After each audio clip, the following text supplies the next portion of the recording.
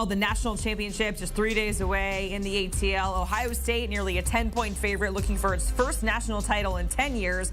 Meanwhile, Notre Dame looking for its first in 36. Whoever wins, either time it's going to be a first national championship title for either head coach. Ryan Day, he's 2-0 straight up against Marcus Freeman as head coaches. And remember, Marcus Freeman played linebacker at Ohio State from 04 to 08, so a little bit of a full circle moment. So let's dive into it with Chip Patterson. And Chip, something interesting, Ohio State, they did not play for a Big Ten championship. Notre Dame, they're independent. And still, one of these programs is going to be crowned a national champ. And then we saw a lot of those conference champs that had byes did not have success in the expanded CFP. So with the expanded format, how much of the value of conference championships has that diminished, in your opinion, in this new format that we're dealing with now?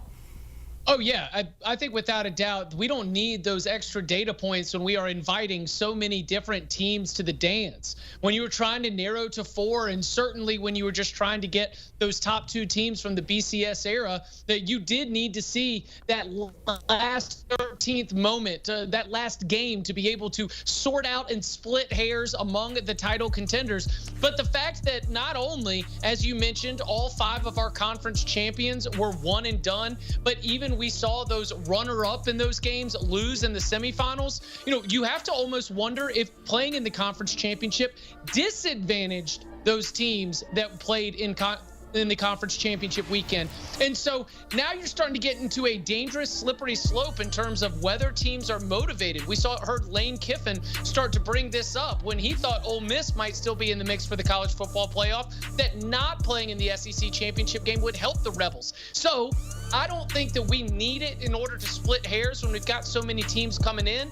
But Jacqueline, it is important to note that this is historic, because no matter who wins on Monday night, it will be just the 4th time in the BCS college football playoff era that the national champion did not win their conference. That's Alabama 2011, Alabama 2017, and Georgia in 21. All of the rest of the national champions since 1998 were conference champions. And so you just have to wonder whether the conferences, the coaches, and the schools are still going to be motivated, because there's a great financial incentive to do a conference championship game, but there's also financial incentives to continue to expand the college football playoff. Look for that to be a big talking point as the commissioners wrestle with the calendar, the bracket, the format, and more in the coming months. Yeah, and of course, the expanded CFP diminishing those conference championships. There's an article right now on CBSSports.com to check out. And another name that has been at the top of the CBS Sports search is Bill Belichick over the last couple of days. He's always making headlines, especially now because, there was all this stir, like, is his contract is not officially signed, and then the Dallas job becomes open, and everyone's playing matchmaker there. But Michael Lombardi, he's kind of squashing all those rumors, saying the NFL isn't an option. So what do you make of all of that with Bill Belichick? And we know he probably wants to go back to the NFL eventually because he wants that all-time wins record. Yeah, the thing that's been really surprising for me has been that Bill Belichick is out on the road recruiting.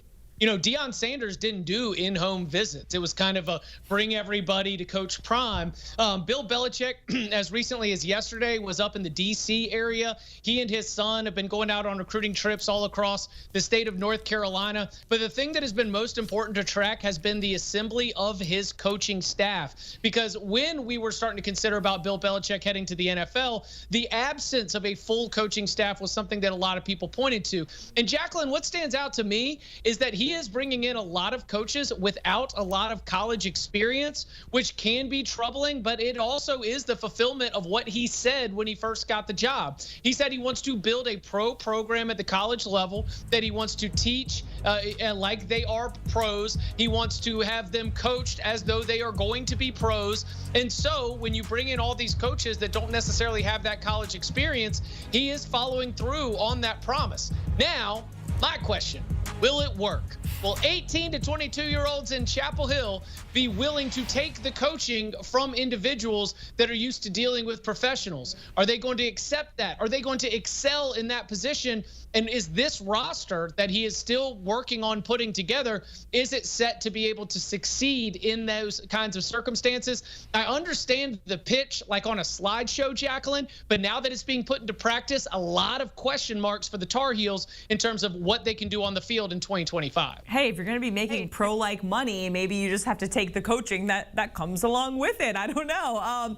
Deion Sanders, that's also a big name that's always making headlines. And we've seen the prime effect, right, Chip? We saw him, flip Travis Hunter from FSU to Jackson State. And then, of course, this turnaround with Colorado, getting them ranked, getting them in the CFP conversation at a portion of the regular season, gets them a bowl game there in his first couple of seasons. But if he leaves, because there have also been rumors about, him and his time with the Cowboys and going back and working under Jerry.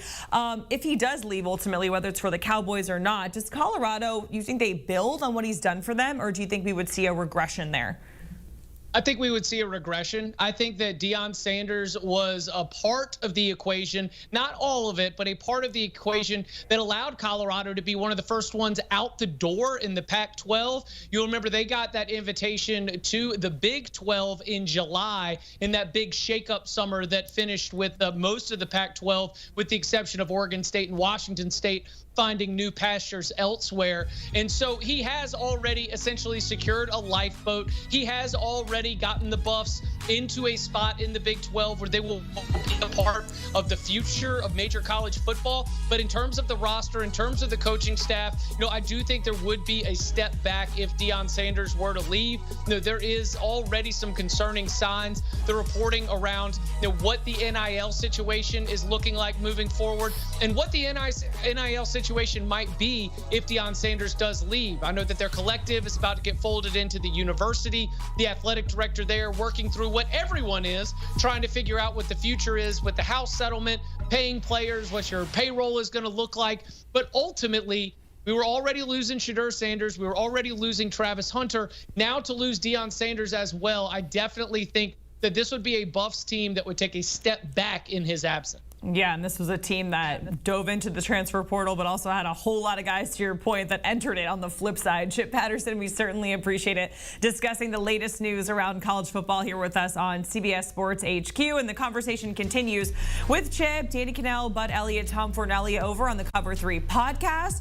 Download, follow, and listen wherever you get your pods, or you can watch right now by scanning that QR code. When you need your sports news all the time, we've got breaking news to bring to you. CBS Sports HQ gives you a snapshot of all the sports that matter to you. Big news coming out of the NFL. A lot of movement in the rankings this week. With highlights. What a finish at the final round of play. And in-depth analysis. Can they three-peat? Tony Romo joins the conversation. What can you say about this game? When you need your sports in a snap, we're bringing you that breaking news right here on HQ. Find it on CBS Sports HQ. Streaming free anywhere you are.